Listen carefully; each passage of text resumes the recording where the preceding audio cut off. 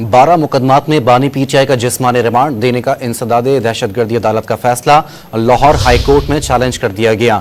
मजीद जानते हैं don news के नुमाइंदे राना बिलाल से। राना बिलाल, बताइए दरख्वास्त में क्या मौक़िफ़ इख्तियार किया गया है?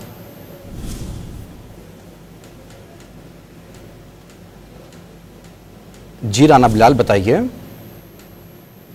राना बिलाल से राब्ता बहाल करेंगे। 12 मुकदमात में बानी पीटीआई का जिस्मानी रिमांड देने का इंसदाद दहशतगर्दी अदालत का फैसला लाहौर हाई कोर्ट में चैलेंज कर दिया गया है। मजीद जानेंगे, डॉन न्यूज़ के नुमाइंदे राना बिलाल साथ मौजूद हैं।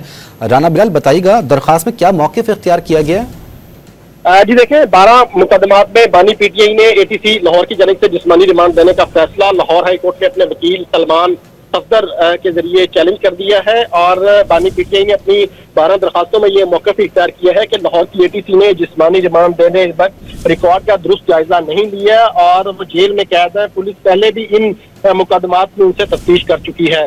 दरख्वास्त गुजार बानी पीटीआई का यह भी कहना है कि जिस्मानी रिमांड देते वक्त कानून को भी मद्देनजर नहीं रखा गया।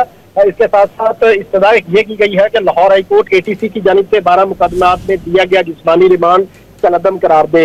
लाहौर की एटीसी ने बानी पीटीआई का 12 मुकदमात में 10 दिन का जिस्मानी रिमांड मंजूर किया था। उस लाहौर की एटीसी के फैसले के खिलाफ अब बानी पीटीआई ने 12 दरखास्तें लाहौर हाईकोर्ट में दायर कर दी गई हैं, जिसमें ये इस्तदा की गई है कि जो एटीसी लाहौर की जानिब से जिस्मानी रिमांड दिया गया है उसे कलअदम करार दिया जाए और जो बानी पीटीआई की कस्टडी पुलिस से लेके उसे जुडिशल कस्टडी में जो है वो भिजवा दिया जाए। इस हवाले से बानी पीटीआई ने अपने वकील बैरिस्टर सलमान सफदर की वसातत से 12 दरखास्तें लाहौर हाईकोर्ट में दायर कर दी हैं, जिस पर जो है ठीक है। बहुत शुक्रिया राना बिलाल, आपने अपडेट किया।